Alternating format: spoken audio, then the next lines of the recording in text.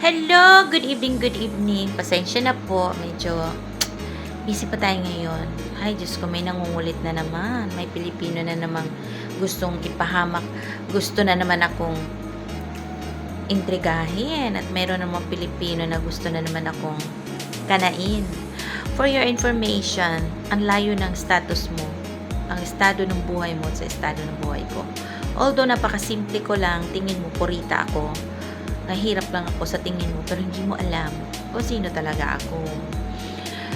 Sana mag-isip ka muna kasi bago mo gagawin ang mga bagay na hindi maganda para sa pagkatao ko, isipin mong 100 beses kasi marami kang maidadamay tao. Una rito ay nagtatrabaho sa gobyerno, wala rin silang alam kasi hindi naman nakikita talaga kung sino ako at ano ako. Pero isa lang tanong, bakit pinakalagay yung staff ako? Ngayon, kung ayaw mo ko ilagay sa staff, gusto mong gawing miserable buhay ko, maghunos dini ka, baka mapahamak ka. Baka mailagay ka dun sa tapon. Bigyan mo ng oras ang sarili mo mag-isip ng maraming beses. At huwag mong itapon basta-basta ang pagkatao mo ng ganun na lang. Kasi matatapon talagang pagkatao mo kapag sinasagasaan mo ako. Hindi mo ko kilala. Ngayon, sa naririnig mo lang sa mga taong mga mangmang, na madalas kumakain ng tae, ngayon naniniwala ka doon. Kung ganon, kung naniniwala ka sa mga taong mapanira sa akin, ibig sabihin, kinain mo yung tae nila. Kumakain ka pala ng tae. Huwag kang magpaka-espesyal na hindi ka espesyal. Sa totoo lang, hindi ka espesyal dito. Ako, makonsider ko na napakaswerte kong tao dito. At mahal nila ako, for sure.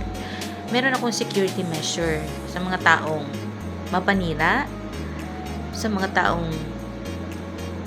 nangiintriga sa wala naman, sa mga taong nag-aakusa sa akin nung wala naman akong ginagawang masama, sa mga taong nagsasabi na wala daw akong trabaho. Sige lang, patuloy mo lang. Tingnan natin kung ano mangyayari sa iyo. Gawin mo kung kaya mo, pero sa huling istorya ng buhay mo, tandaan mo yan.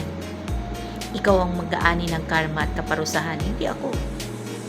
Kawawa ka naman, wala kang alam. Sa bagay, madali ka namang pagbigyan patawarin. Hindi mo pa man ginagawa, alam ko na kung ano yung gagawin mo. Pero sana swertihin ka. Okay? Masyado kang maintriga. Ginagawa mo miserable buhay ko, hindi mo alam. Ikaw ang mamumukhang miserable, hindi ako. Char!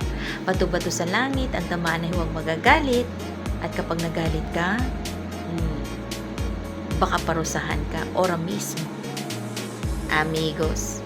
Bye!